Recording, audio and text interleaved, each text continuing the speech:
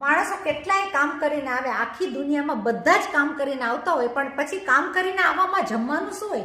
Lunch કયો કે dinner કયો, દેશ કયો કે વિદેશ કયો, તો જમવાનું તો બધું આવી રીતના જ હોય. પણ કઈ કઈ વસ્તુઓ હોય જે જમવામાં પૌષ્ટિકતાથી ભરેલું અને ફેમિલી માટે બી સારું? તો રોટલી છે. રોટલીની સાથે આપણે ગરમા ગરમ જો દાળ લીધી હોય ને, આવી દાળ જો ભાતની અંદર ચડે એવી હોય તો આની રેસીપી તમને મળી જશે ઓસ્ટ્રેલિયા બીના મોદીમાં. તમે જોઈ શકો કે દાળ એકદમ જ સરસ મજાની, ગળાશ, ખટાશ, તીખાશ બધું જ નાખેલું. સાથે લઈ લેશું આપણું મસ્ત મજાનું કોબીનું શાક, જે સૂકું શાક હોય. વિદેશમાં પણ બધી વસ્તુઓ મળતી હોય છે, નથી મળતી તો ફ્રોઝન વસ્તુ મળતી હોય છે, પણ ફ્રોઝન વસ્તુમાં પણ શાક બહુ જ સરસ થતા હોય છે. તો આપણે લઈ લીધું છે મસ્ત મજાનું કોબીનું શાક. જોડે કેરીની સિઝન છે, સમર આવી એટલે કેરીની સિઝનમાં તમને મળે બધા અથાણા બહુ જ સરસ તાજા તાજા. તો ખાટું તીખું અથાણું છે કેરીનું.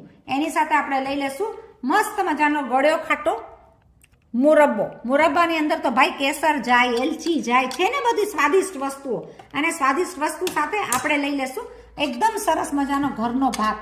જુઓ તમે, આ બધી વસ્તુ તમે જે જમો એટલે પૌષ્ટિકતાથી ભરેલું અને બધી રીતના તમારા શરીરને, પેટને, મનને અને દિલને ઠારે કે ભૂખને ઠારે એવું જમવાનું. તો આ જમવાનું ખાવાની મજા જ એકદમ ઓર આવે. તો લઈ લેશું એની અંદર ઠંડી ઠંડી છાશ. થઈ ગઈ જમવાની થાળી તૈયાર. આ જમવાની થાળીમાં બધા પૌષ્ટિક ઘરના વસ્તુઓ આવી ગઈ. તો વેજીટેબલ બર્ગરને તો એક જ બાજુ મૂકે અને એમાં જો કટકા થાય એવું સરસ મજાનું દહીં.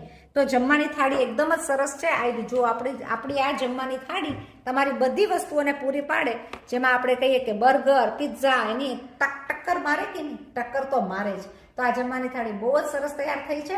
અને આ બધી રેસીપી મારી ચેનલમાં છે ઓસ્ટ્રેલિયા બીના મોદીમાં. લાઈક કરજો, શેર કરજો, સબસ્ક્રાઈબ કરજો, આગળ ફોરવર્ડ કરજો. ચાલો જમવા.